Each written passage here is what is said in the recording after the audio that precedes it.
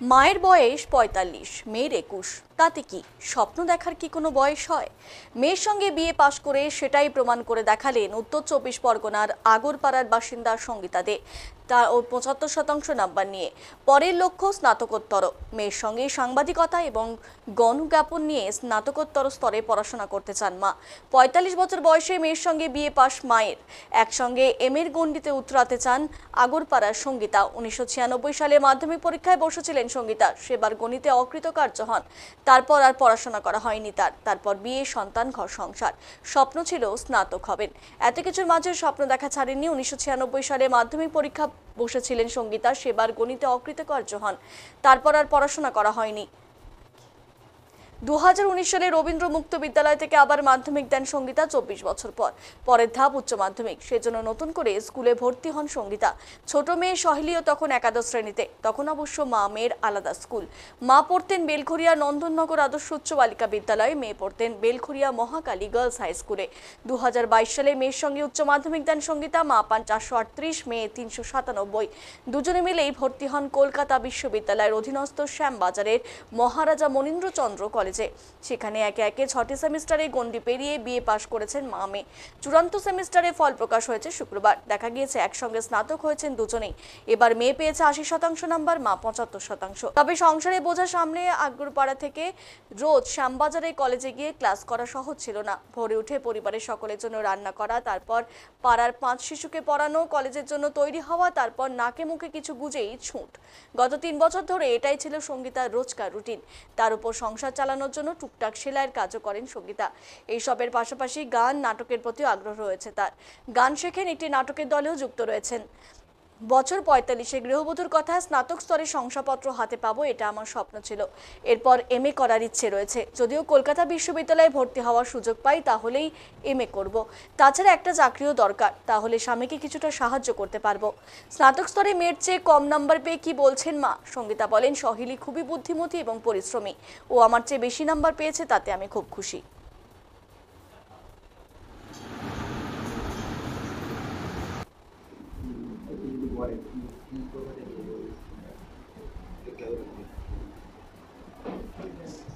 চিন্তা ভাবনা তো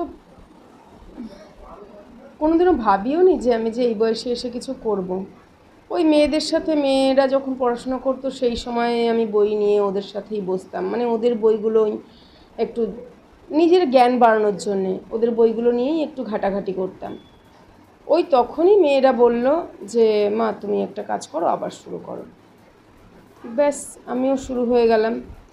আর সেটার থেকেও বড় ব্যাপার হলো, আমি সরকার থেকে উৎকর্ষ বাংলা থেকে যে করাচ্ছিল বিউটিশিয়ান কোর্স, তারপরে নার্সিং ট্রেনিং, সেইগুলো নার্সিং ট্রেনিং করার জন্যে আমি গিয়েছিলাম। কিন্তু ওখানে আমার যেহেতু মাধ্যমিক পাস সার্টিফিকেট নেই, আমি বলেছিলাম যে আমার রেজাল্ট আছে, কিন্তু ওনারা বললেন যে না, সার্টিফিকেট নেই, মাধ্যমিক পাস, তার জন্য হবে না। তো সেই দিনই রবীন্দ্র মুক্ততে গেলাম। আমাদের বেলঘরিয়া হাই স্কুলে করানো হয় আমি জানি, কেননা এর আগেও একবার আমি ভর্তি হয়েছিলাম। ভর্তি হয়ে ফর্ম ফিল আপ করেছি। অ্যাডমিট কার্ড যখন আনতে যাই সেই সময় আমার পরীক্ষা হয়ে গেছে 2-3টে। স্যার বলেছিলেন যে তুমি আবার দিতে পারো, বাকি পরীক্ষাগুলো 6 মাস পরে আবার যখন হবে তখন দিয়ে দেবে। কিন্তু আমার আর মন ভেঙে গেছে, আমি তার জন্য আর দিইনি পরীক্ষাটা। বই ঠইগুলো যা ছিল সব বিক্রি করে দিয়েছি কেজি দরে। তারপরে আবার এই মেয়েদের জন্যে, আর ওই বললামই তো নার্সিং ট্রেনিংয়ের জন্য গিয়েছিলাম উৎকর্ষ বাংলা থেকে করব বলে নার্সিং ট্রেনিংটা। কিন্তু ওখানে যখন দেখলাম মাধ্যমিক পাস সার্টিফিকেটের জন্য হলো না, এছাড়াও এর আগেও অনেক জায়গায় ঠোকর খেয়েছি একটা পাস নেই বলে, মাধ্যমিক পাস সার্টিফিকেট নেই বলে, তার জন্যে ওই সেই দিনই আবার গিয়ে আমি রবীন্দ্র মুক্ততে ভর্তি হলাম। তারপরে সেই জার্নিটা এখনও পর্যন্ত চলছে। মাধ্যমিক দিলাম, মাধ্যমিক দেওয়ার পর উচ্চ মাধ্যমিক দিলাম রেগুলার স্কুল থেকে। রেগুলার স্টুডেন্টদের সাথে পড়েছি, স্কুল ড্রেস পরেছি। মানে স্কুল ড্রেস পরেছি বলতে, রেগুলার স্কুলে যেহেতু যেতাম আমি, ডিস্টেন্সে তো করিনি, তার জন্য রেগুলারে তো স্কুল ড্রেস পরাটা ম্যান্ডেটারি।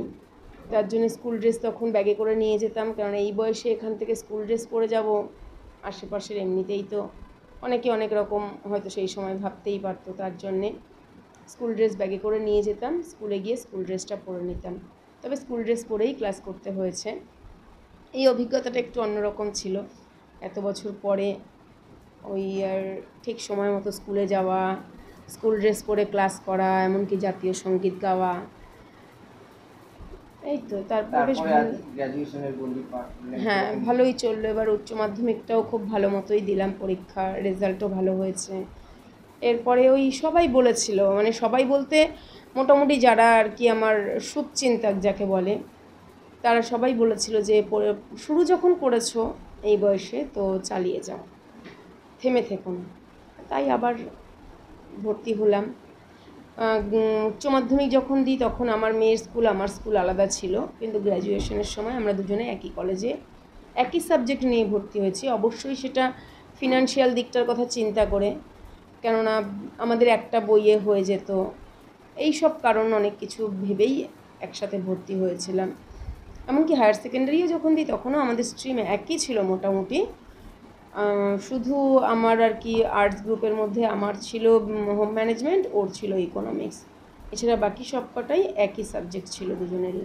ওই একটাই কারণ যে টিউশন, কি বিষয় নিয়ে পড়ছেন স্নাতকোত্তরে? Journalism and mass communication. কেননা চালিয়ে যাওয়ার ইচ্ছে আছে? ইচ্ছে তো আছেই। আজকেও একটু আগেই ওকে বলছিলাম যে কিরে ছোট, সিইউতে, কারণ আমার তো সময়টা খুব কম, আপনারা হয়তো দেখে থাকবেন এসেই যে আমি মেশিনে কাজ করছিলাম। সকালবেলা স্নান করে এই যে পুজো দেওয়া, তারপরে ঘরে রান্নাবান্না করে পড়ানোর পরে এরপরে আবার এখন একটু ফাঁকা আছে এই সময়টা, তার জন্য এই সময়টা এখন মেশিনে বসেছি। এরপরে আবার বিকেলবেলা পড়তে আসবে, তারপরে পড়াতে যাব, আবার পড়তে আসবে বাড়িতে। এইভাবেই আর কি চলছে ওই সারাদিনই। ওই তার ফাঁকেই যতটুকু মানে ফাঁকা পাই, এই শুধুমাত্র এই কারণেই, কেননা আমরা তিনজনই, আমার বড় মেয়েও এখনও চাকরিও করছে, তবে পড়াশোনাও করছে, সরকারি চাকরির জন্যও এখন পড়ছে, আর আমরা দুজনে পড়ছি। এবার আমার হাজব্যান্ড তো গাড়ি চালান, তার জন্যে অবশ্যই টাকার দরকার আছে, সেই জন্যই আর কি একটু সাপোর্টের জন্যে পড়ি। ভালো লাগছে, মানে কখনো কোনো অসুবিধা হয়নি। একসাথেই আমরা কলেজে গেছি, এসেছি। অবশ্যই মার খাটনি বেশি, মানে মা সকালবেলা সব কিছু করে রান্নাবান্না, ঘরের কাজবাজ করে তারপরে গেছেন, আর আমি মার সাথেই সবসময় গেছি এসেছি, একসাথেই সব কিছু করেছি, কখনো কোনো অসুবিধা হয়নি, সব কিছু একদম ঠিকঠাক। মানে 3 বছর যে মার সাথে পড়েছি একসাথে, মানে সেরকম আলাদা করে কখনো ফিল হয়নি সেরকমভাবে, অন্য কিছু যে না কোনো বাধা বা আটকা, কখনো সেরকম কিছু মনে হয়। আগামী দিনে কি ইচ্ছে আছে? দুজনেই আমরা মাস্টার্সের ফর্ম ফিল আপ করেছি, আর আজকে তো আমাদের 6th সেমের মার্কশিট বেরালো, তারপর প্রপারভাবে ফর্মটা সাবমিট হবে। এবার তারপরে একসাথে নাম উঠলে একসাথে আবার আমরা মাস্টার্সও করবো। জার্নালিজম নিয়ে? হ্যাঁ, জার্নালিজম অ্যান্ড মাস কমিউনিকেশন। ভালো লাগছে।